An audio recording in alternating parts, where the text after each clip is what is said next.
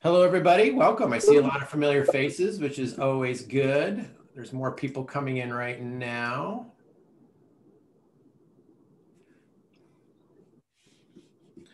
Welcome, welcome. Welcome for some of those that have been on this the whole time. So that's great. Love seeing your faces. Awesome. Super excited about this one as well. I've been excited for every session and I'm not blowing smoke here. I'm just very happy that all of you have been showing up like you have, and all of the presenters have agreed to do this, which we've been super lucky to do. So it's 5:30. Speaking of super lucky, I get to introduce Chris Shepard. Thank you, Chris, for doing this. Chris is the senior editor for Craft Brew News and contributing editor to Alcohol Issues Insights. On a personal note, I've been super fortunate to have been to a lot of conferences and had the fortunate opportunity to see Chris talk. The information he gives is so good. It's such good information. And it's not only insightful, but it's useful for breweries. And I think that's what's so great about the whole package of what Chris presents. So I don't want to take up too much of his time. Chris, thank you so much once again for being a part of this. You did it in person a few years ago for us when we were doing these things in person. You came to Albany. Happy to have you then, happy to have you now. So Chris Shepard, take it away. Thanks so much, Paul. I appreciate that. I'm gonna get my deck going. What do we need here? We need a slideshow, right? Thank you. It's my pleasure to be here. Thank you all for joining us. Did that pop up for everyone? Give me a nod, Paul, if we're good. Cool. As you said, I'm a senior editor of Craft Brew News. Craft Brew News is a email newsletter that's business to business, subscription-based newsletter. That's been the business that Beer Marketers Insights has been in for over 50 years now. I've been here for about a decade, and I'm here really to give you a little bit of a taste of what we do and give you some information on where the US beer industry is, and especially the US craft beer industry. I've stolen this theme, these words in French under my main title, plus ça change, plus c'est la même chose. Basically, the more it changes, the more that changes. The more it's the same thing. And that's a theme that my dad actually came up with when we were doing our year in review webinar we did a few weeks back. And my dad's been working at Beer Marketers Insights for about 45 years. He's actually going to be retiring this summer. It's funny. We're a pretty small family company here at Beer Marketers. It's my dad. It's my boss, Ben Steinman. His son, David, who's my co-senior editor at Craft Brew News. His younger brother, Jason, is here. There's not too many of us. And I think a lot of beer businesses are small family companies like that. And I have benefited from being around Benj and my dad, Eric, and their wisdom. And so I stole this theme because I think there's a lot of wisdom to it, right? We've seen a huge, huge, huge amount of change in the last year, right? I mean, it's hard to imagine change that could be, somehow bigger than the changes wrought by the COVID-19 pandemic. And today during this speech, I'm going to take you through some of those, mostly sort of observational, whether they're my observations or observations we've made as a company at Beer Marketers, about all those changes and all those things that have happened, and maybe some of the way the macro changes on the country and on the industry are impacting craft in particular. And I'm going to try, these are just a sort of bullet points, some of the highlights. I'm going to try to remember something that Dr. J said this morning during her speech, that it is our choice to view some of the challenges that those changes present as opportunities. Although it sure does feel more challenging than opportunity, doesn't it? So we're going to do some observational type stuff, but I'm going to give you a ton of numbers today. And some of those numbers, mostly indicated by green throughout the presentation, will be from retail scan data.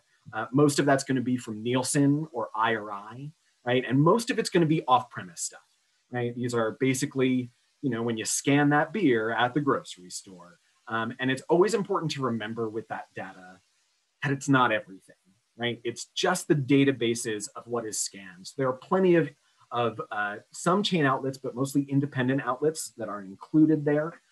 So it doesn't represent total sales. But those trends mostly today, I'm going to give in dollars rather than volume. Because on the volume side, mostly in orange charts and tables throughout, I'm going to give you proprietary beer marketers' insights estimates, right? One of the primary things that honestly my dad has been doing for 40 years is counting barrels, counting them barrels, BBLs, beer barrels. And so we have a ton of estimates for shipments, essentially, total US shipments by brewer, segment, et cetera. And I'll be taking you through a bunch of those, right? And as the off-premise, killed last year, shipments actually turned out to be basically flat, right? The more there was all of this COVID change, at the end of the day, total US beer volume was essentially flat last year, up just 0.2%. It's important to note here about that data set that is total, right? These are estimates for the full volume picture across the country. But they are estimates, right? And it is very early in the year to have final numbers on just about anything. So a lot of those volume estimates are subject to revision, although I gotta say my dad's pretty good. And a lot of these numbers are pretty close to where they'll be at the end of the year. But I want to start with some of these observations and just a broad brush reminder of how the pandemic changed the beer pipeline or impacted the beer pipeline. Now, before COVID, right, these are 2019 numbers. Even before the pandemic, most beer volume went through off-premise channels. These are Beer Institute numbers for 2019, right? And most of that off-premise volume was sold in cans. And both of those things were growing a little bit, right? By volume, not a huge amount, but they were both growing a little bit, right? And of course, as everybody knows, I don't need to tell anybody, one of the first things that happened after the pandemic hit was that on-premise venues were restricted. It wasn't impossible necessarily to sell beer there, just mostly. And that redirected all of that volume back to the off-premise, which grew. So we ended up with off-premise volume up 10 to 11%, which suggests that last year in 2020, over 90% of the beer volume sold in the country was sold through the off-premise. Cans grew a little bit faster than that, gained a little bit more share. And within that, a lot of that was aided by the rise of e-commerce, whether that was retailers doing direct sales, on their websites, pickup or delivery, or third-party apps, right? Your DoorDash, not necessarily DoorDash. What am I thinking? Instacart, and so forth. Those, depending on the metric, depending on the player, that business either doubled, tripled, or more last year, right? So we're seeing a huge amount more, including alcohol sales, done through those devices and e-commerce. Another important thing to think about this beer pipeline is that different players, depending on where they're situated and what their business model is, derive different levels of profitability in these different places. So turns out, wholesalers actually like those big off-premise drops, right? When they were making fewer stops last year because they weren't selling to bars and restaurants and dealing with kegs, they were just doing big pallet drops of packaged beer at grocery stores. That really helped their profitability, right? They actually saw margins expand. And on the exact flip side of that, small brewers, right, their profitability, their profit centers are in their tap rooms. Those were hurt. And so margins were slimmed for many small brewers, right? And we saw all of these very varying responses. Everybody's business was a little bit different. Everybody's exposure was a little bit different. And we saw a lot of different actually effects. And it's my contention that the different varying responses and varying impacts that we saw from state to state and business to business actually has its roots in the varied effects of the virus itself on different individuals, right? We saw a very wide variety of what they say is health outcomes, right? People who were largely asymptomatic or completely asymptomatic to folks who got very, very sick and unfortunately lost their lives. And that variation created a lot of space for different responses. So we saw a sort of not unified or very clear federal messaging, which created lots of space for states to do all sorts of things, right? So you had some states and some cities and some counties go full lockdown and others staying pretty hands off, right? Different businesses made different decisions in response to that, and different people made different decisions in response to that. And so we end with a bunch of state trends that look like this. These are Beer Institute state trends, right? So state volume trends for the full year of 2020, right? And you have everything from Oklahoma up 11 to Washington, D.C. down 20, right? Most of the states on the left-hand side here, those top 10 trends are mostly in the South, Southeast, parts of the Midwest. Over on the right here, those bottom 10 trend states, Pacific, Northeast here, big tourist states like Nevada, right? Or Hawaii in particular. Tourism was hit hard. And then of course, DC, right? Which highlights the fact that urban markets were hit much, much harder in terms of the business as well. It wasn't just geography that mattered, right? We didn't only see varying impacts or effects by state or by market. We also saw it by business depending on draft exposure. The big three premium light brands, Bud Light, Coors Light, Miller Lite, collectively down 4.4%, 2.4 million barrels last year, shed a whole bunch more share of the industry, right? These are big draft brands, right? Yes, those 12 packs, 30 packs are in the grocery stores, but most of their volume is sold in draft. Similarly for big craft flagship brands, Blue Moon, for example, ton of Blue Moon handles last year, didn't get poured last year. And big craft flagships like Boston Lager, Sierra Pale Ale, Fat Tire, right? They grew a little bit off premise, but not enough to make up for the huge on-premise losses. Right, so how much was in draft mattered? Some of the draft trends we have are from Nielsen CGA, which is Nielsen's on-premise outlet. And Beer Board has done a great service and sort of shared a lot of their findings, a good New York-based business, over the last year. And the Nielsen CGA numbers, it's always important to remember with the on-premise that the on-premise is notoriously difficult to track, right? I mean, think about all the corner bars you've been into where you're looking at their POS system and nobody's reporting any of that to anybody, right? It's just reorders happen based on what runs out faster. So that creates problems getting a total picture of the on-premise. But these velocity numbers, right, basically covering average weekly sales per outlet by state, right? And the clearest trend that I can share with you is, of course, New York's trends were worse throughout the year, just about the whole time. Nielsen called out New York along with Illinois, Texas, Florida, and I think California, 5 big states. They called out their trends throughout the year. Every few weeks or so, we would get an update to these trends. And New York was the worst all the way through until like November when Illinois took over. Like, it got really, really cold there, and the Midwest was hit hardest by the pandemic. For the total year, for these on the right here, the 1 week trends through January 2, the thing that I want to call out here is you've got that US average at minus 18%. New York, much worse at about velocity down by half over New Year's Eve. Importantly, food delivery was a big sort of help during that week. Delivery, right? People ordering food for the holiday to bring home.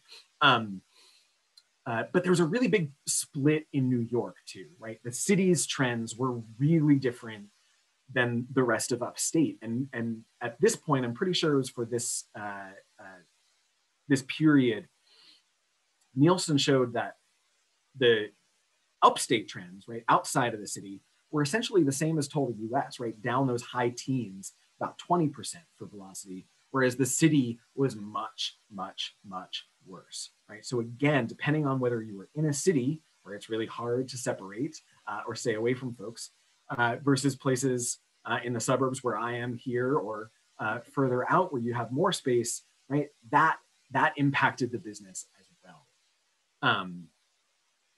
But of course, again, demand didn't change fundamentally. It just moved. It just shifted this volume to the off-premise. And now these are Nielsen's 4-week dollar trends, right? This is, again, dollar sales, 4 weeks at a time, stacked up compared to a year ago. And I think, this is my way of trying to demonstrate how much bigger these off-premise sales were throughout 2020. We saw early on in the pandemic, those sort of April, May periods where the total beer category dollar sales were up 20 to 30%. These are huge trends, record-setting trends. But that slowed, right? It ended up the year up closer to 15%. Throughout that, craft basically held its own. It was growing sort of mid-teens for a lot of the year, ended the year up 13 to 14%. So just below the beer category, just below total beer. So it lost a little bit of share, finished the year at about 12.5 share of off-premise dollars, right? So every $12.50 out of $100 spent on beer in off-premise outlets last year was spent on craft, down a little bit from 2019. And the big reason why it lost share is, of course, hard seltzer. Hard seltzer started, it wasn't until about the April period on this chart that Nielsen actually split split seltzer from the rest of the FMB category, or flavored malt beverages. And when that happened, they saw that immediately seltzer was basically quadrupling, more than quadrupling through those early periods, through that April, May period. The growth slowed, but was still huge. It finished the year up 160%, right? So between doubling and tripling, and gained about 5 share of beer dollars, hit very close to 9, right? During peak periods, during like July 4th, seltzer was 11 share of beer dollars, really, really close to that Nielsen measure of craft. And of course, the share that it gained, it mostly took, actually it took a little bit from craft, but mostly from premium lights, which lost over 2 share. That's your Bud Light, Miller Lite, Coors Light. Premium regular, which is mostly Budweiser, lost 0.6. And economy brands, right? Your Busch, your Natty, your Keystone, those lost almost 2 share of dollars as well. The high end of the beer industry, that's craft. Craft is included there. So are imports, so are FMBs and seltzers, right? These are higher priced items. And super premium, so Mick Ultra, basically. They gained so much share that they got really close to 60 share of dollars last year. It wasn't too long ago when it was like, holy moly, high end past 50 share. This is an example of one of those trends, the premiumization trend, that actually the pandemic sort of kicked into high gear. To take that theme I stole from my father and phrase it another way, it's sort of like the more that changes, the more it's the same thing, just more. Right? So premiumization happened and all the change just kicked that into high gear. And right, all of this change, all of this off-premise growth, huge dollars, offsetting the on-premise losses, despite all that change, it's really still the same, right? Total beer shipments didn't actually change all that much. We estimate that total beer volume, which does include seltzer, was up about 0.2%, right? One of the smallest changes over the last 13 years, right? Which is this weird irony. And I think where my father sort of took that theme from, since he deals with these numbers and does these estimates for us. We're talking about the dynamism of the industry all the time. And at the end of the day, we're at 0.2. Now, this is down a fair amount from peak beer. Peak beer was in 2008 when we got real close to 215 million barrels of beer sold in the US. But that fell off pretty quickly, as you can see here. And then we haven't gotten back to that 210 million point all but once in the last decade. And so net, when you sort of lay all this out, what you end up with is 2020 versus 2010 down about 1%, 1.1%. right? And again, you know, that 2020 number might shift a little bit. Maybe we'll find some barrels and it'll tick up to 03, 04, but you're still not talking about a huge amount of change in the last decade, which, you know, honestly is kind of crazy. Because if anyone has been in the beer industry over the last decade, there have been huge changes, right? So underneath the surface, there's all this movement going on, but net, not a lot's happening. Interestingly, usually when we look at the top 10 suppliers in the US beer industry, that's sort of a, you know, these are the big guys, they're barely changing too. Not so in 2020. Actually, this is a huge amount of change here. Not at the top, however. AB and Molson Coors still struggle to grow. In fact, they lost about 2 share of the industry. Again, almost exactly the amount of share that they lost in 2019. In fact, very similar to the amount of share that they lost every year for the last decade. And if you add up those 2 share numbers, you might notice that they dipped below 60 share. That's been steadily declining for good 10, 15, 20 years. I should know that proper number off the top of my head, but I don't. They continue to lose share. The share gainers are the high-end companies. Constellation, that's the STZ there, that's their stock ticker. Constellation, Corona, Modelo, Mike's Hard Lemonade, White Claw, Boston are the big winners of the industry last year. In fact, Mike's and Boston gained 6 million barrels combined. Mike's gained 4 million barrels on its own.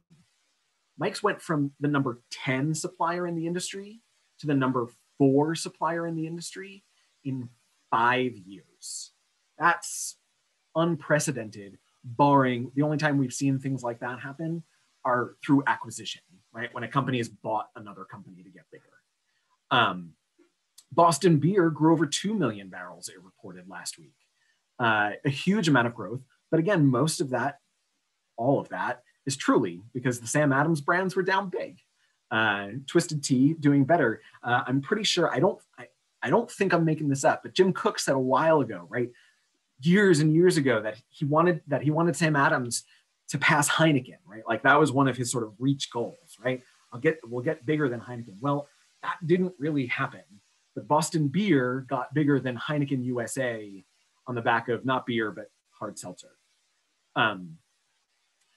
You'll notice here that the all other, everybody below the top 10, was down about 10% last year. It looks like right now, based on the data that we've got now. Right? It was much tougher for smaller companies to weather this storm than it was for the big guys. And it doesn't take a genius to predict that, and it doesn't take a genius to sort of see that. But that is real. The numbers bear that out for sure. But again, you have that sort of top line or here bottom line number of 0.2% change. However, as we know, inside of that, there's that big seltzer number. There's also some cider in there. And something that my dad did this analysis is he said, well, what about beer? You know, just like actual beer. Let's take cider out. Let's take seltzer out. Then what happens? Well, that's when the change really shows up. And when we look at that analysis, you can see that beer, traditional beer, shed almost 19 million barrels, 18.6 million barrels in just the last 5 years. Lost 8 million barrels last year alone. That's because seltzer gained 9 million barrels, right? The total's flat. Seltzer gained 9 million barrels. Beer was down 9 million barrels, essentially, 8.4. In fact, this was the first time that total beer, traditional beer volume in the US was under 190 million barrels since 1989. This is a big change in the last few years, right? And of course, that 18 million, 19 million barrels lost, a lot of that's light beer. 16.6 million barrels of it is actually light beer. Down significantly in the last 5 years, but down by a third since peak in 2008. And again, right, that total beer volume is flattish, but the population isn't flat, right? The population kept growing. And you know, total consumption levels for alcohol consumption in the US are actually relatively flat on a per capita basis, right? When we even out the sort of varying alcohol percents of beer, wine, and spirits, sort of work with them on that basis, total them all up, and divide them by the amount of 21 plus adults there are in the country, you end up with a share of per capita consumption. But because beer volume has been flat and the population has been growing and spirits volume has been growing, that translates into significant losses, where we went from, in the year 2000, almost 60% of the drinks consumed in the country were beer. And last year it was more like 45%, 45 to 46%.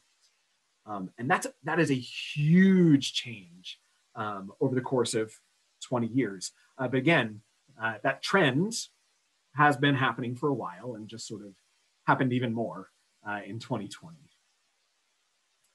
Now, I don't want to take too much time and talk about seltzer, but I do have to have one more slide on seltzer. I promise it's mostly the last one. And the thing that I really want to highlight about the way that the hard seltzer segment has evolved in the last couple of years is that it's significantly more concentrated than the total beer industry, right? By actually a lot. The top two folks, the top two companies have, 70 to 80 share, 75 share of hard seltzer. And this is scan data, right? This is off-premise retail scan data, right? In the Nielsen universe, in the Nielsen off-premise scans, you got essentially White Claw at $2 billion in sales last year, Truly at $1 billion in sales last year, and everyone else sort of fighting over the last billion. And 75% of that other billion went to AB with its various seltzers. It's got tons of them out there at this point. Constellation with its Corona seltzer, and Molson Coors with its number of seltzers. So you're really looking at a place where smaller suppliers, smaller companies, and smaller brands, 150, 160, 170 of them last year, were battling over like 5 share of seltzer. But it's this really weird conundrum, actually, because the big companies, right, so much volume has shifted to seltzer over the last few years that the big companies have to play, right? They've got to play and they've got to figure out how to win. They've got to figure out how to get a piece of that growth. But so far, they've not really made too much of a dent. Now, AB gained a bunch of share last year. So did Corona and seltzer. But not enough to like really slow down Mike's and Boston. But it's still too small. Their seltzers are still too small. Bud Light seltzer is still too small. Corona seltzer is still too small to really move the needle for either of those big companies. But on the flip side, all of these small companies, tons, dozens, hundreds of craft brewers that are making seltzer aren't moving the needle in seltzer, right? They're a drop in the seltzer bucket, but seltzer turned them positive, right? Going into seltzer, going into a Beyond Beer place, turned them from a negative trend into a positive trend, right? They were able to find some kind of growth by going beyond beer, right? And that's why it's happening and continues to happen. And listen, last year especially, any kind of sale was a good sale. And listen, craft was tough last year. Craft was real tough last year. We estimate craft volume down about 8% on shipments, right? And these are Beer Marketers Insights shipments. And it's important to sort of lay out some of the differences here. This is actually the very first decline that we at Beer Marketers have measured for the craft segment ever. Now, the Brewers Association measures craft a little bit differently, and so they might have a couple declines sort of during the slow days at the turn of the century and going back a little bit further. The key difference with our measurement of craft, the way that we measure the craft segment in terms of shipments, is we have never included brands like Blue Moon, Leinenkugel, Shock Top, which are included in those Nielsen numbers, those IRI numbers. They're in there with craft. But we do keep in brewers once they've been acquired, right? We sort of keep them in that data set. We keep them in that competitive set. But we also have never included brands like Yuengling, which we file with the premium segment. Because Yuengling, they've been a Budweiser fighter for a long time. That's the basic, beer marketers insights measurement. So the way we look at craft, we estimate craft down about 8% last year. That's about 2.25 million barrels. That's a lot of beer. Looks like it shed about 1 share point, back below 12 share of total U.S. volume. But looking at that, it feels like it could have been a lot worse, right? It got to a point last year, early on, there was so much concern. We're going to watch thousands of breweries close, and that didn't happen yet. Probably not yet. Probably not at all. Right? I don't know that at this point we're going to see thousands of breweries close, especially because of the clear signals that there is, more recovery or relief effort on the way. But it is very clear that it's sort of an inflection point, right? And the ripple effects of this are going to go on for many years. Right? So closings could happen a year or two down the road. That still sort of, started last year. But always, right? We always like to put these shipments numbers in a longer term view. And in the long-term view, craft is still way bigger than it was 10 years ago. Right? Craft's growth is still sort of one of the major stories of the US beer industry of the last decade, right? 2010 to 2020, it's a top 1, 2, 3 story in terms of changes in the beer industry. We're still talking about 16 million barrels of growth before 2020, and still basically a doubling in the last decade. That's significant, up 2.5 million barrels in just the last 5 years. So never forget that, even though last year was tough. But again, just like the total industry, right? Just underneath that up 0.2, underneath that minus 8.3, very, very different results. And this is how they lay out for the craft players over 200,000 barrels last year, right? And so this is a table that we publish in our Beer Marketers Insights publication and our Craft Brew News publication relatively early in the year. We did it in Craft Brew News down to 100,000 barrels just a week and a half ago or so. And as you can see, most top craft players in terms of volume declined. Now it's important to say that a number of these are estimates, right? You can basically, the public companies don't break out their craft volume for us. But we do get input on a lot of these numbers from a lot of these brewers. And a lot of them reported to us, yep, our volume is down, lots of down high single digits to mid-teens. But some very, very big exceptions. None bigger than New Belgium. None bigger than New Belgium. New Belgium gained almost 100,000 barrels last year. What? Thank you, Voodoo Ranger, and their changed portfolio, honestly. Sierra Nevada also got some growth. Thank you, Hazy Little Thing.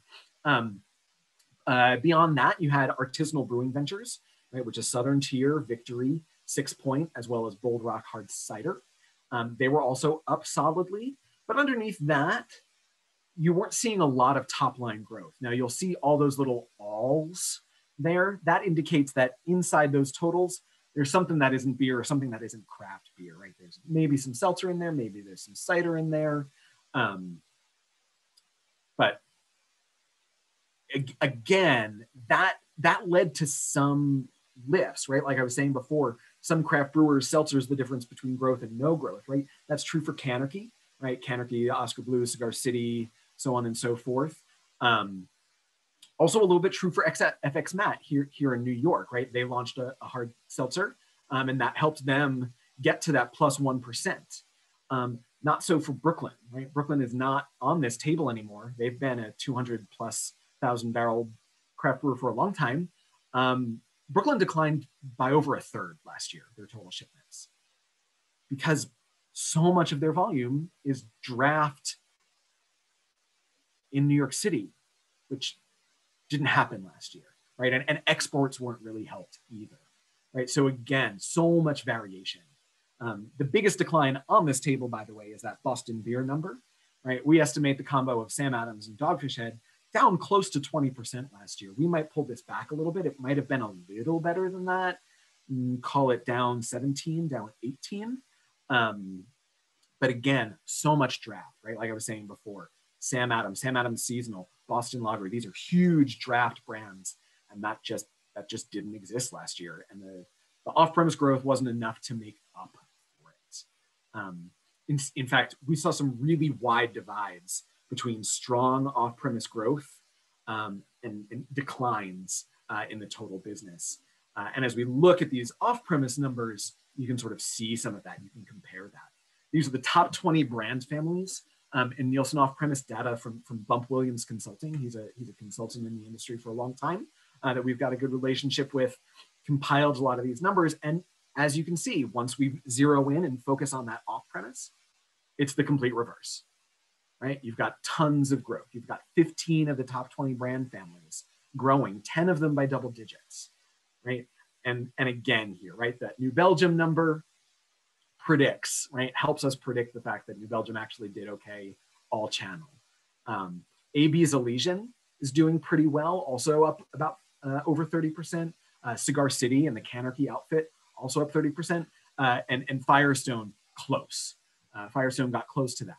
Incredibly, Firestone grew almost 30% off premise, still declined in terms of shipments, in terms of total volume, right? That's the kind of spread that is frankly pretty common when you're looking at 2020.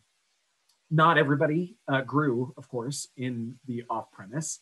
In fact, the total Sam Adams family didn't grow at all in the off-premise. It was down about 1% to 2%.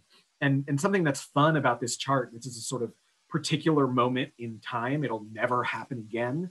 But you've got the top 20 craft brand families as defined by Nielsen. And it takes you from Blue Moon to Shock Top. And Blue Moon's up 20 and Shock Top's down 20. Talk about completely different trajectories. Blue Moon continues to do well. That 20% trend is driven by the introduction of Blue Moon Light Sky, the sort of low calorie version of Blue Moon they released last year, which did well off the bat, did quite well. It was the largest new craft brand tracked in this scan data. But Shock Top is largely going away. It has been seriously de-emphasized. AB has essentially found, there are some markets where Shock Top is still sort of around, but it's clearly decided that the best way to work in craft is through its acquired brands, even though those are not universally doing well these days. Goose has struggled for many years at this point. Another thing that Bump called out, though, to sort of dig a little bit underneath these top 20 brands, and another example of that, the more things change, the more it's really just the same, is that he put all the craft brewers into one of four buckets. He looked at the mainstream, quote unquote, which is essentially just Blue Moon, Shock Top, Line, and Kugel. He looked at national brands like Sam Adams, Sierra Nevada, New Belgium, Lagunitas, handful of others, but not too many. He looked at regional brewers, which are basically underneath the national level, but that are distributed in essentially 20% of the stores that sell beer, right? Have more than 20% distribution. And then everyone below that, right? Local. And, oh, surprise, surprise, local did better. Local outgrew all of the more largely distributed, right? And by the way, that's the same as it's been for years at this point, right? When you isolate those local brewers, they're doing better in this data. They continue to do better in this data, right? Which is a little bit of a brain mess with your brain a little bit. The fact that smaller brewers struggled so much all outlet, all others below the top 10, down 10% in aggregate last year. But in scans, that local bucket, those more closely focused on one state, two states, three states, or one big city or a couple of big cities in a metro area, those focused brewers are getting better growth in aggregate as a trend, and they're gaining share of craft. And that's an important distinction. And when we look at the brands level, you can also see, again, the same trends are continuing, right? We've been talking about for years now that flagships, right, the big old flagships, Pale Ale, Fat Tire, Boston Lager, haven't done as well. Well, here we are, right? When we look at the top 20 brands in the off-premise, 2 stand out. It's Hazy Little Thing and it's Voodoo Ranger Imperial IPA, period. And these 2 brands, by the way, in January of 2021, the data we just got last week, they're the number 2 and the number 4 brands in craft by dollars. Voodoo's number 2, Hazy Little Thing's number 4. And that's a huge, huge change, right? These brands didn't exist a few years ago. Pale Ale, Sam Seasonal, Boston Lager, Fat Tire, they grew for the most part, but they didn't gain share. They lost share. You have brands like 805 from Firestone, Two Hearted, High Lie, and All Day. They sort of kept up with the segment, but plenty of other brands didn't quite keep pace and lost a little bit of share.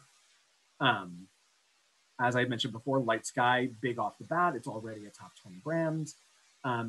But the story that I think is happening when we look at these top brands, and if you go deeper down this list, as we'll do in a webinar that we've got coming up in a few weeks, or gosh, is that next week? Next week. When you go deeper down that list, you can start to see the way that portfolios are being reshaped, right? The way that Voodoo did for New Belgium, right? Once upon a time, 5 years ago, Fat Tire was a majority of that brewery's business. It isn't anymore. Now it's mostly Voodoo, right? The various Voodoos. Same for Hazy Little Thing. Hazy Little Thing is taking over at Sierra. It's not, they have a little bit more of a diversified portfolio, but it's still, Pale Ale is not what it was.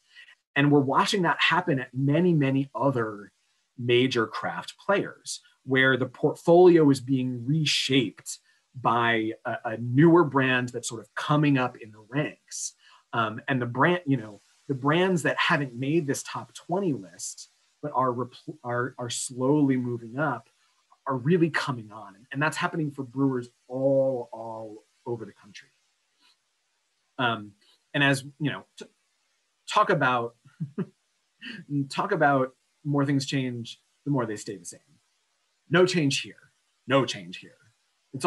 When you look at the styles in craft, it's still the IPA show, right? Remember the brands that I just said were growing. Hazy Little Thing, New Belgium Imperial. If it isn't hazy, if it isn't strong, they probably don't want it. That's an oversimplification, but you know it. IPA gained another 2 share last year, up 21% in the off-premise data. And again, right, it didn't gain as much share as it had in prior years. In 2019, IPA's gained about 3.4 share. But IPA is now easily over 40% of dollars spent on craft, right? 4 out of every $10 spent on craft, 2 out of every $5 spent on craft this is IRI tracked off-premise outlets in 2020 was on an IPA. And this might not even capture every seasonal IPA, every variety pack IPA, every potentially fruit, veggie, spice IPA. I think they started dumping them into the IPA category, right? But it doesn't necessarily capture all of it, right? We're pushing to that 45. We're pushing closer to that half of craft. And the other thing that I want to point out here is that very few of these top styles, the way that IRI defines them, gained share last year. It's really just IPA. The only ones that gained faster than the segment is that Belgian Wit, which is mostly driven by Light Sky, as well as Shiner. Shiner did a sort of low-cal wheat beer as well. Same for variety packs, just a little bit faster than the segment. And Golden Ale's up about 16%. A lot of that's 805. On the package side, that's where changes were a little bit more clear. But again, right, I said cans were growing beforehand. The pandemic just kicked the can growth into high gear. Cans gained almost 9 share of craft dollars last year. Got even closer to 60. We had just got to the point where they passed 50%. Now it's like 54, 55, 56. And that's because cans, let's see, I have this number written down right here. Right, craft cans were up about 37% last year. And that, a lot of that was driven by 12 packs. 12 packs up something like 20%. 4 packs also gained some share there, up about 34%. 15 packs up similarly, up about 32%. Down below here, some things that I want to point out. Right, this data is through the end of December. So bottles in particular, bigger bottles, and single serves, that red, tend to be bigger for the 4 weeks through December than they are the rest of the year. And so that shows up, right? You can see that that little red slice is bigger for 4 weeks than it was for 26.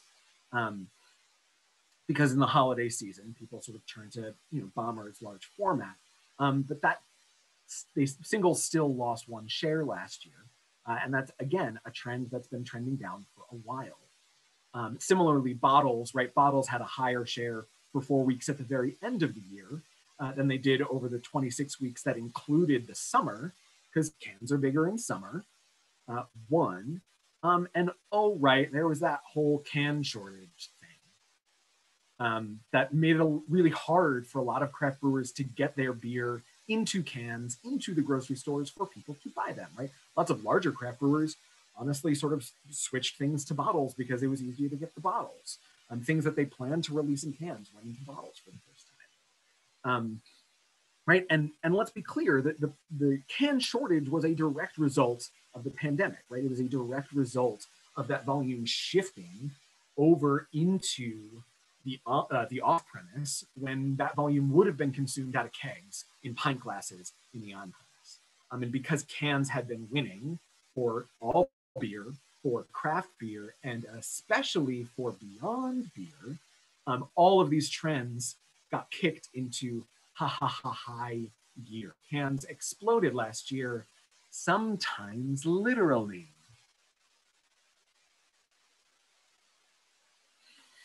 But the growth outside of beer is something that I really want to focus on here, right? Because this big splash of brands mixed in here, right? Like, what's the beer and what's not the beer? Do you know? I think I know.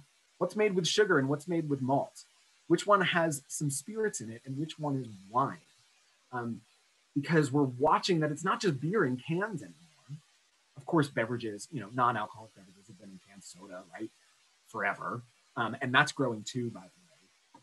Right, but this RTD alc beverages, whether they're wine-based or spirit-based seltzer, right? Like that High Noon seltzer, that's a spirit-based seltzer.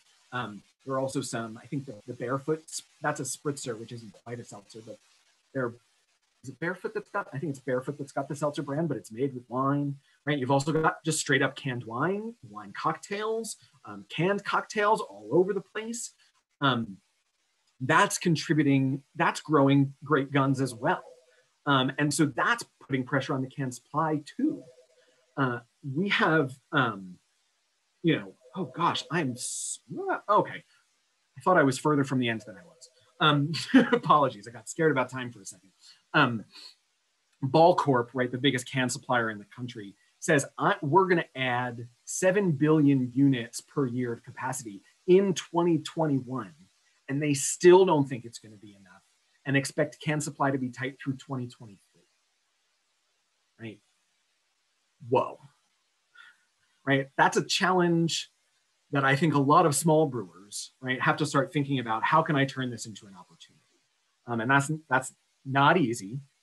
It's not easy, right? Because this is a way that the pandemic really sort of laid bare and made really clear some of the sort of underlying and fundamental challenges that small suppliers face. And this is my very sort of oversimplified way of trying to illustrate that, right? Because it's all based on the economies of scale, right? Economies of scale. Econ 101, cost savings show up when you can produce more, right? When you can scale up your process, your manufacturing, right? Well, that's got some upstream challenges like sourcing cans, but the pandemic revealed some of the downstream challenges of that too, some of the access to market challenges. Off the bat in the pandemic, we started hearing about how, well, Distributors saying, nope, can't focus on those SKUs right now. Can't focus on that small supplier right now. Got to focus on getting the big brands on the trucks. Retailers doing the same, right? Retailers cutting back SKUs. Fewer taps pouring, right? That beer board data that shows how many taps were just not online, right? That presents real challenges to small brewers, right? So then the question becomes, what you gonna do about it? Now, also early on, also almost immediately, we started seeing some laws being relaxed that made this easier. Delivery laws, curbside pickup laws, shipping laws. And now, right, now in early 2021, the sort of push is on to, can we extend those? Can we make them permanent? And direct to shipping, DTC, direct to consumer shipping, is probably one of the hotter topics there. But we're also seeing lots of proposals to expand self-distribution rights for brewers that in states that aren't allowed to self-distribute.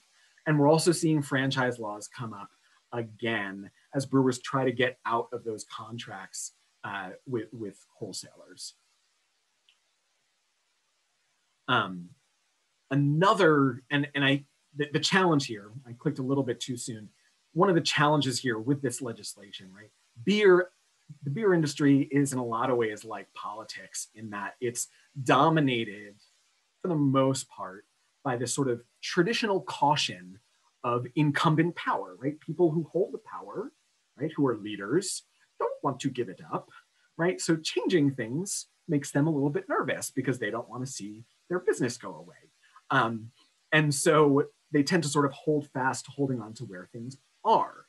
I think it's encouraging, something that I try to pull and stretch and grab some hope out of, is that over the last year, there's been a sort of encouraging, sort of renewed interest in change, right? The potential for change, for longer term change, in how folks, in what folks are valuing and how they're sort of approaching their lives or their businesses or politics or what have you. And I'm choosing to drop this into sort of three buckets, three arenas, as I call it, right? And the first is all about how we're caring for the planet or our particular place on the planet, sustainability and proximity, right? And this is near and dear to a lot of craft brewers, right? Craft brewers have been investing heavily in sustainability and depend heavily on their place, right? On the place where they're from, on their tap room, on their community, their city, their state. And tons of things happening in craft sort of loop into this and help them drive awareness around this. I think one of the sort of at the epicenter of this is the growth of local grains, right?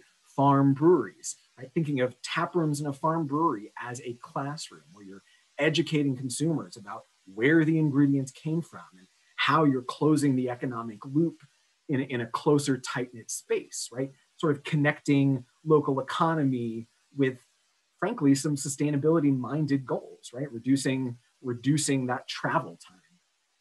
In the last year, tons of huge stories, natural disasters, wildfires, snowstorms, et cetera, I think have brought more attention to both of these things, right? In terms of how we're treating the planet, making people think about how are we treating the planet? And also, the pandemic keeping us close to home and saying how much we depend on our local stores, our independent stores, our mom and pops down the corner, and our local economies and how we can sort of protect them as well.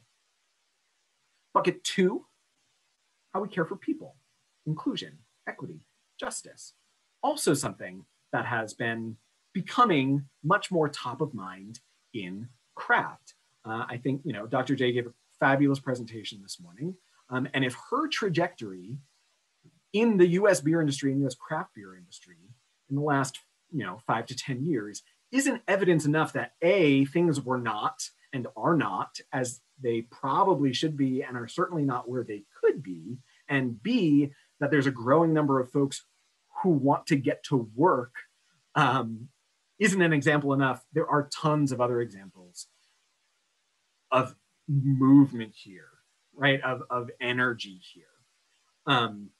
And I think it's important in craft because it really, to my mind, strikes to the heart of what a craft brewer purports to be in a lot of cases, right? This sort of community, it makes, focusing here, bringing more energy here, makes craft more craft to me. Meanwhile, outside of craft, well beyond outside of craft, right? Like in the first example, the loss of life, the loss of human beings with names and families and livelihoods woke a lot more people up to the fact that this work needs to happen. And it requires lots of people and lots of sort of continued focus and energy.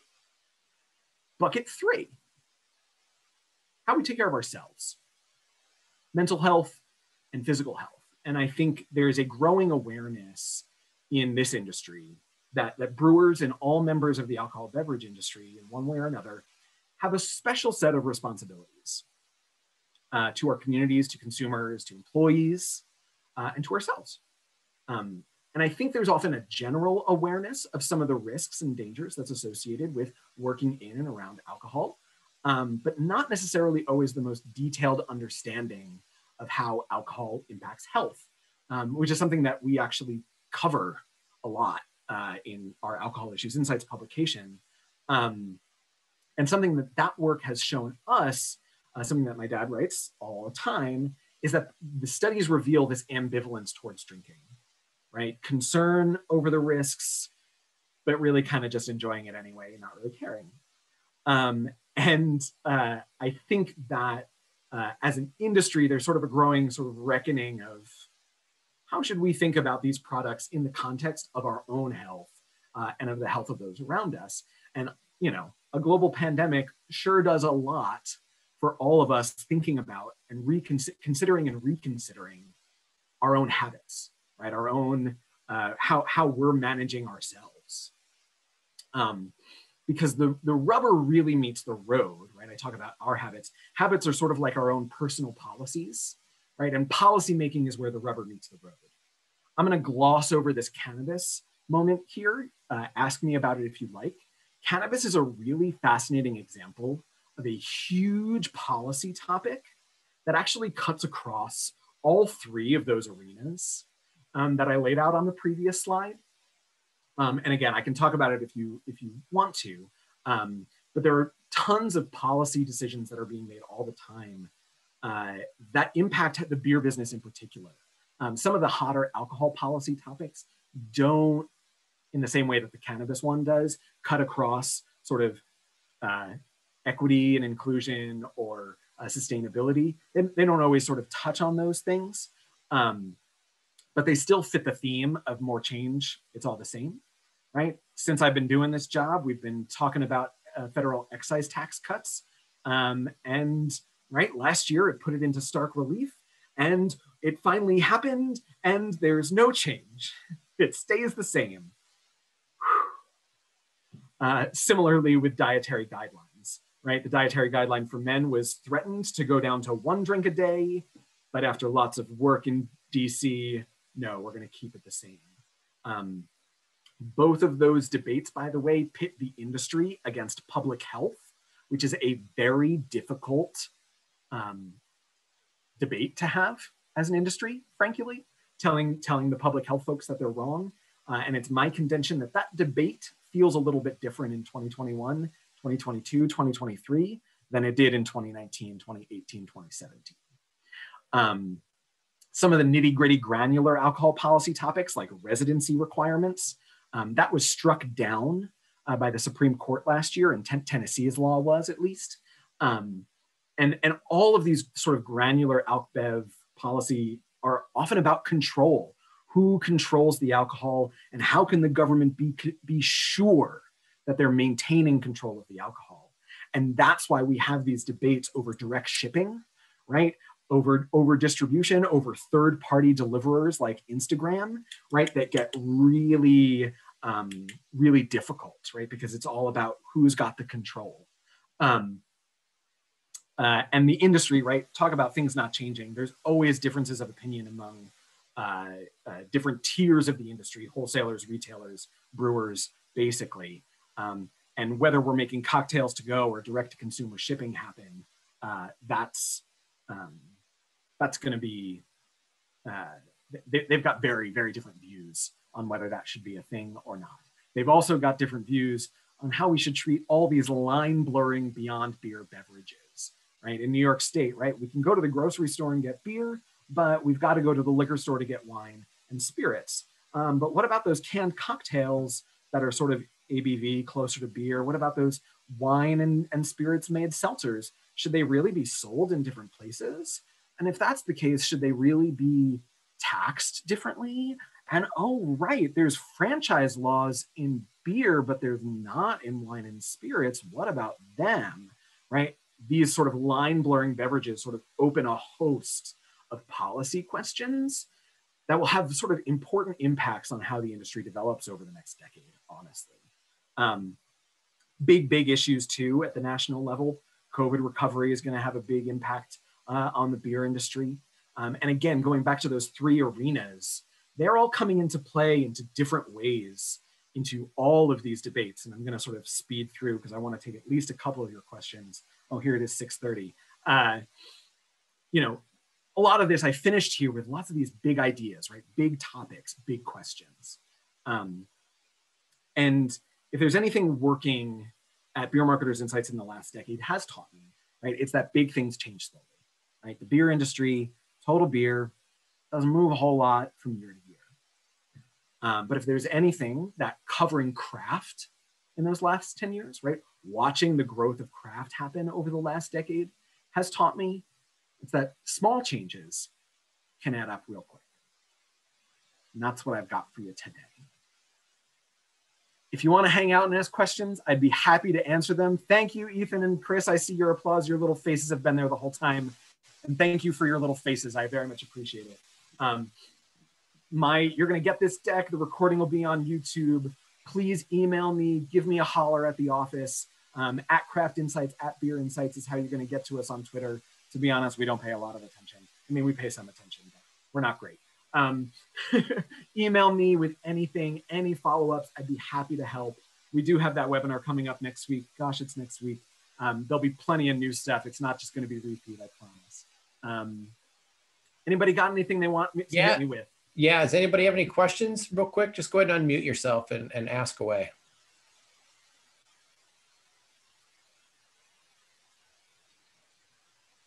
Too shy? Come on. And nobody? Was that good? Lies. Not too shy. I just forgot what I was going to ask. I've taken like 7 pages of notes. So I'll start with thank you very much, because that was captivating and quite informative, and I really enjoyed that. Thank you.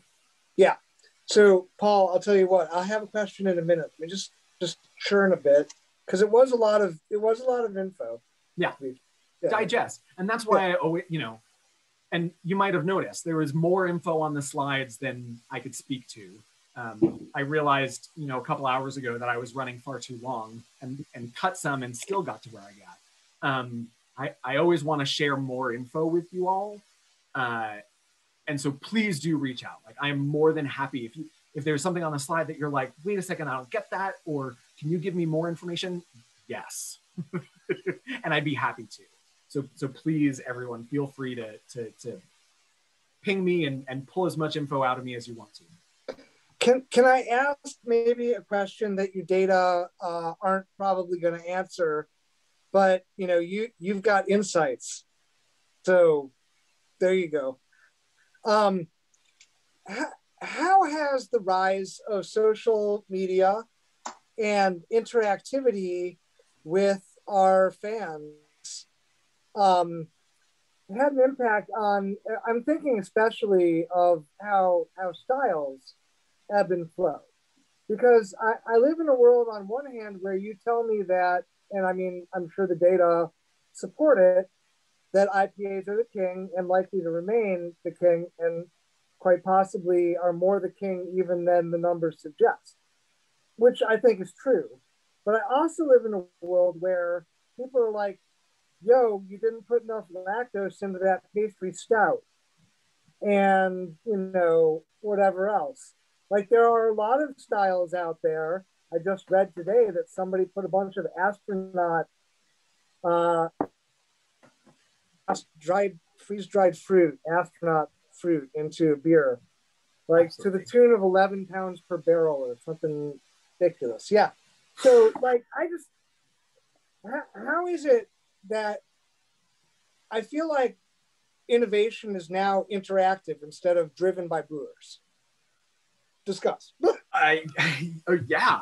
Well, it's sort of hard to get away from that. You know, I mean, we live in such a social world. We live in such a connected world. And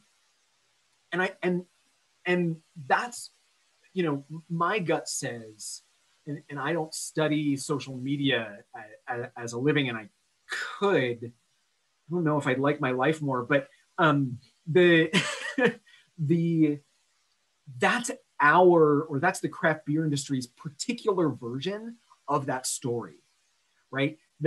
I like to think about it in terms of the fandom, right? There are folks who are so engaged, right? Who are so passionate and feel so connected to something.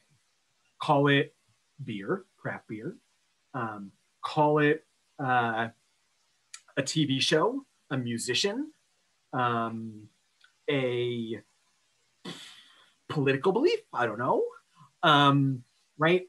And what social interaction, right, what social media has done has made it so easy for us to find the people who are as passionate as we are, that it fuels that fire, right? And so it creates extremism within those fandoms. And I don't know about you and what your interests are outside of beer, but you know, I have a couple, and something that I've noticed in the last few years is that sort of extremism, that sort of fiery energy has been ramping up in every single one of the fandoms that I would call myself a part of. And that creates immense pressure on the folks, the businesses, the people, right? When we start talking about musicians and like celebrity, right? Literal people, right? That starts affecting them, like just the way that it's affecting your business, right? Because you feel like I've got to follow you or I got nothing or I'm fucked. Excuse my language. And that's tough. And the dependence on fandom is a vicious cycle, to be honest. And I don't have a lot of great answers on how to get out of that cycle. I feel like I'd be really rich if I did. But I kind of want to call it a trap. But the thing that is also clear to me, again, and I'm pulling from sort of my experience outside of beer too, is that fandom, that local fandom, is a small portion of the actual people, right? And I think the trick is trying to identify how big is that group, and how much sales are they driving, right? And I recognize that they're driving sales, right? I recognize that the can drops are real.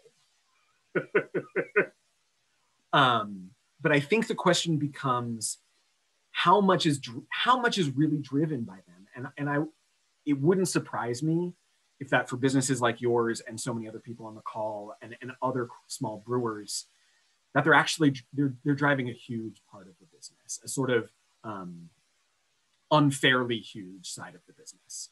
But then I start thinking about those other things, right? And like, who are these people? How many 16-ounce cans of 8 to 10% lactose APA are you drinking in a day or a week? Where are all those cans going? It makes me nervous. I can't say that I have good answers for you, but that's the way that I see that phenomenon functioning, right? It's just the craft industry sort of version of this bigger thing. That honestly, the world, right? It's not just a US thing either, that sort of that fiery energy, that sort of extremism in a way, which is a very strange thing to sort of compare, and it sort of feels a little bit wrong, but it sort of, it tracks in my brain. I hope you're following me. The world is sort of reckoning with that, and reckoning with tech and the influence of social too, right? Like, how are these platforms created in a way that makes that happen, right? And gives that more power than maybe it should. Well, thank you, Chris. Thank you. I've got a quick question, Paul. Yeah, go ahead, give it to me, Chris. I'll hang out forever. So the question is, or to talk a little bit more about how, you talked about Voodoo Ranger and you talked about Hazy Little Thing, taking over for some of the core brands that those breweries kind of, built their factories on, so to speak, right? So do you see the trend of a replacement of core brands being a growth mechanism for a lot of these breweries? Or do you think that, they have a little bit of a lightning in a bottle, or they hit the right time, or they were in the right distribution networks to go? Because, for example, we've had a core brand for 25 years now, and, it's plugging along, and I see some of these data, and I think, oh, well, maybe we shift the core, and that seems to go against everything that we've been trying to do for the last 2 decades. So if you could just speak to that, that would be appreciated. And thanks for the presentation. It was awesome. Oh, thank you, Chris. My pleasure. I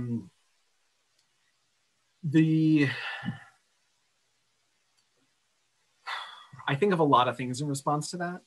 I think about product lifestyle, which is real, right? I think about the shift from Budweiser to Bud Light in the 80s, right? But Budweiser's not back. It's not coming back. Budweiser's falling, and we're watching AB shift its attention to Mick Ultra, right? It is my contention. It seems to me like AB is sort of already of the mindset that, like, okay, Milk Ultra is going to be our #1 brand probably soon. We're not going to make as much of it, but we're going to make more money on it, and that's cool. And they're sort of feeding that energy. It seems to me. I can point to a handful of things, right? Which is a recognition of, after a certain point, a brand has sort of done what a brand is going to do, and it behooves them to sort of shift energy. But they can't walk away from Bud Light immediately, right? In the same way that, like, Hazy Little Thing is growing now, and maybe it really does, right? It's bigger than Pale already in 2021 in scan data. Maybe it'll be bigger overall, but they can't walk away from Pale. And in these craft portfolios, I think,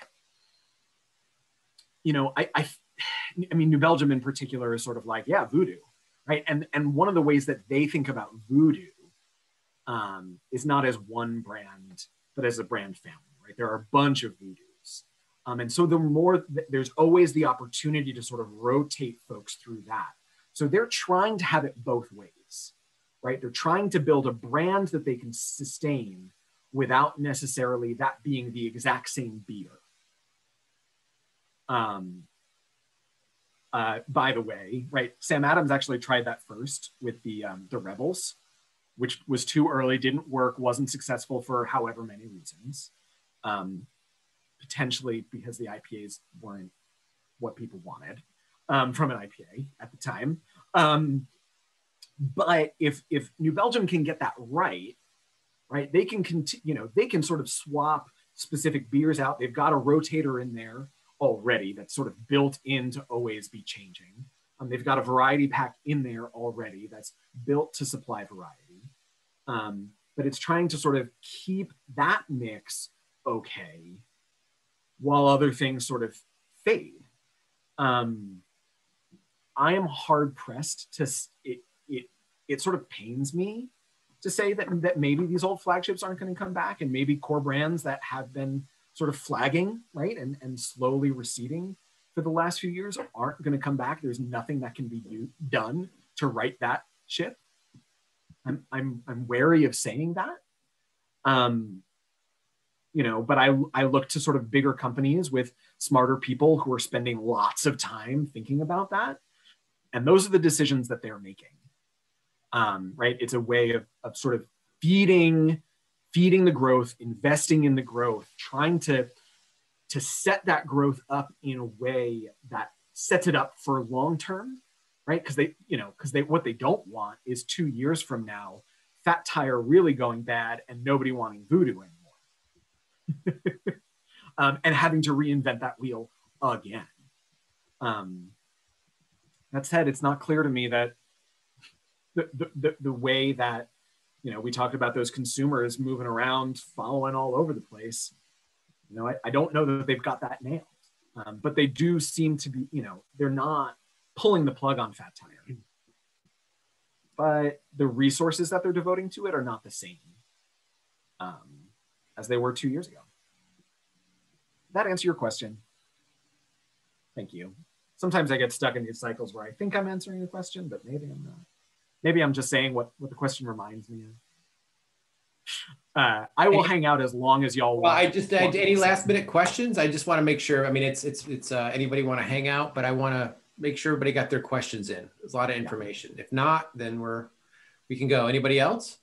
Hey, this is Jason. I'm live. I'm not a cat. See, he's on the internet. I was so I assume, with the NA trend along with seltzer, does that just not make it in these numbers because it's not alcohol category? No, it does. The non-alc is in there, and I'm really recognizing for the first time. I was like, oh, I never even touched on that. It's big. Sorry, it's not big. It's small. It's growing. It's like a third of a share point in craft, and about a half of a share of total beer. As a category, it grew faster than most other categories in beer last year. But in terms of share gain, in terms of absolute volume gain, it still isn't quite there, right? Non-alc is like this promise that we're sort of holding out for to see if it's going to sort of come to fruition. That said, I will throw in the fact that Athletic grew an estimated 30,000 barrels last year, grew 30,000 barrels. Like, I think they hit about 50, right? Went from like 15, 20 to 45, 50. You might have noticed on that top craft brewer table, there are going to be like 5 other companies that gained more barrels in 2020 than Athletic. Which is crazy. So there's huge success and there's huge potential there, right? When I start thinking about that health and mental health aspect and people sort of thinking and considering and reconsidering, especially drinking habits, right? When I talk to the guy at Wellbeing, Tom from Wellbeing Brewing in Missouri, the line he said to me when I first met him at GABF 2 years ago was, "I'm the best third beer you'll ever have," right? And his whole point is have a beer, maybe have a second beer, but then have a non-alc beer, because really, do you need to have a third beer right away? And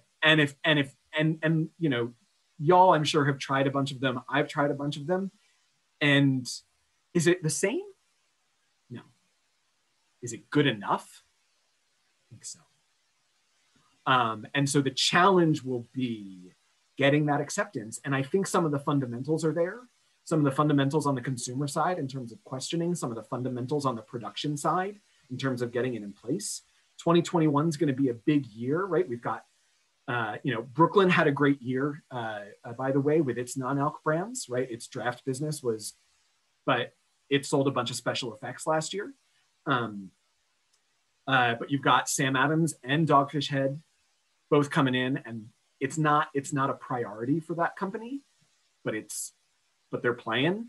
You have AB coming in with craft brewers all over the country with non-alc, and you've got more and more of these standalone companies. So the potential is there. The potential is real, but there's not enough sort of there yet to sort of show up in these slides. I'm very intrigued by it, by the way. I'm the guy in the office who's like, yes, non-alc beer. Some of the other folks here are a little bit more skeptical. So it just has yet to live up to its promise Yeah. and potential yet. Yeah, exactly.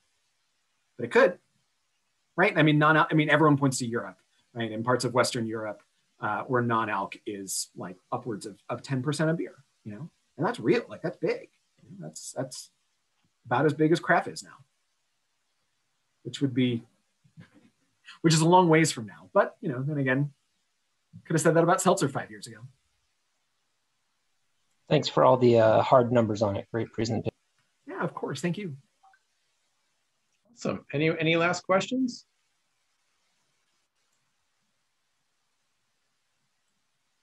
No? Nobody wrestling with mute?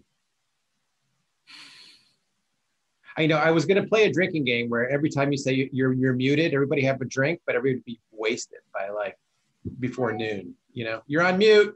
Unmute yourself. It's just not a good thing. Anyway, Chris, thank you for hanging out longer.